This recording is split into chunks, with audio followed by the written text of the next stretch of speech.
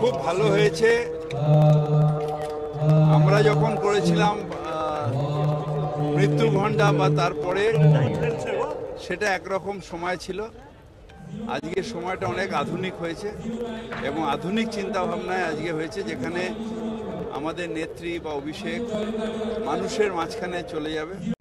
মানুষকে দূর থেকে আর দেখার দরকার নেই, মানুষের কাছে গিয়ে দেখতে পাবে। এটা একটা অভিনব এই র্যাম্প সিস্টেম করে গিয়ে মানুষের মাঝখানে পৌঁছে যাওয়া, এটা একটা অভিনব। এটা আমার কোনো এত ভালো যে হয়েছে এটা আমার আইডিয়া ছিল না। তাই আজ রাত্রিবেলা লোভ সামলাতে পারলাম না যে একবার গিয়ে দেখে আছি। কালকে তো ভিড় হয়ে যাবে, দেখতে পাবো না পাবো, এই জন্য দেখে গেলাম। কালকের যে ব্রিগেড সমাবেশ, যেটা জনগণের সভা, সেই সময় অনেক চমক থাকতে শোনা যাচ্ছে, অনেকে নাকি দলে যোগ দিতে পারে। চমক, এটা চমকের জন্য আপনি যেন ওয়েট করছেন, আমিও ওয়েট করবো চমকের জন্য। চমক থাকলে চমক দেখব, কিন্তু আমাদের বেশিরভাগই সমর্থকরা আসবে। মমতা বন্দ্যোপাধ্যায় কর্মসূচি কি হবে, মমতা বন্দ্যোপাধ্যায় কি বলবেন, সেটা নিশ্চিতভাবে আমাদের কাছে প্রধান আকর্ষণ থাকবে। তার কারণ মমতা বন্দ্যোপাধ্যায় আন্দোলনের ডাকে সে আন্দোলন করেছি।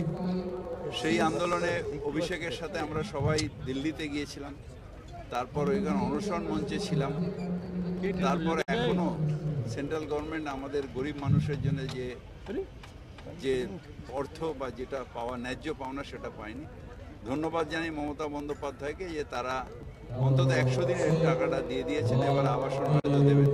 কিন্তু যাদের দেওয়ার কথা, যারা আমার কাছ থেকে ট্যাক্স নিয়ে গেছে, যেটা কনস্টিটিউশনাল অব্লিগেশন, সেটা কেন দেবেন? তাই নিশ্চিতভাবে কালকে একটা নতুন দিগন্তে বাংলার মানুষের আওয়াজ দিল্লি পর্যন্ত না পৌঁছলে ভাববো যে দিল্লির যারা নেতৃত্ব আছে বা প্রধানমন্ত্রী, তিনি কানে শুনতে পান না। প্রধানমন্ত্রী বারবার করে রাজ্যে আসছেন, একাধিকবার তার মুখে শোনা যাচ্ছে দুর্নীতির কথা, সন্দেশখালির কথা।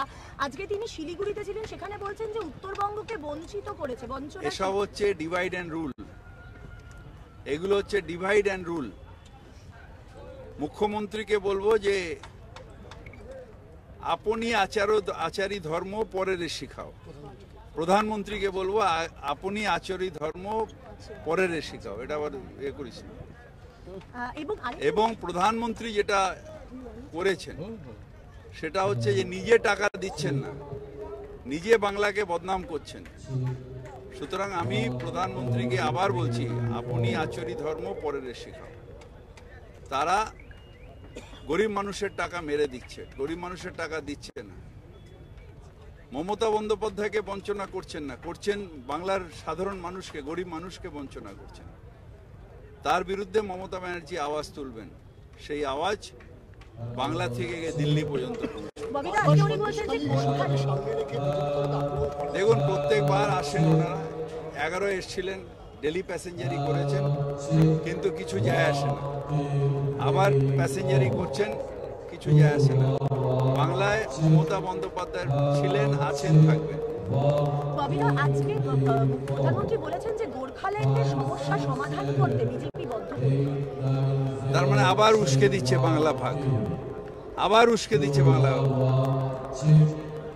কাউন্সিল করে গোর্খাল্যান্ডের সমর্থন করে ওখানে উন্নয়ন করছেন মুখ্যমন্ত্রী মমতা বন্দ্যোপাধ্যায়। আবার গোর্খাল্যান্ডকে উস্কে দিয়ে আবার বাংলাকে ভাগ করার চক্রান্তের বিরুদ্ধে বাংলা আবার গর্জে উঠবে। আজকে শোনা গেল বিচারপতি গঙ্গোপাধ্যায়, যিনি সদ্য জয়েন করেছেন বিজেপিতে, তাকে বলতে শোনা গেল 356 ধারার কথা। কি বলবেন? বহু স্টেটে এর আগে করেছে, আবার সুপ্রিম কোর্ট দিয়ে থাপ্পড় খেয়ে প্রত্যাহার হয়েছে। সুতরাং এগুলো উনি নতুন পলিটিক্স এসছেন, জানেন না এগুলো। এখানে মানুষের দরবারে এসে ভোট জিততে হবে, 356 করে মানুষের সমর্থন পাওয়া যায়। আমার কাছ থেকে অনেকে কপি করেন, আজ অনেকে কপি করেন। What Mamata things today, rest of India things tomorrow. এরা কপি করছে, নতুন কিছু বানাতে পারে না, কপি করছে।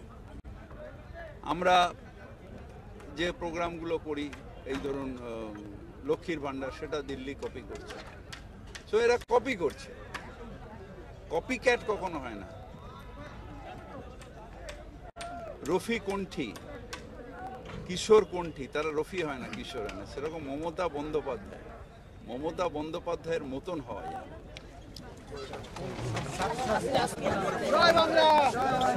জয় বাংলা।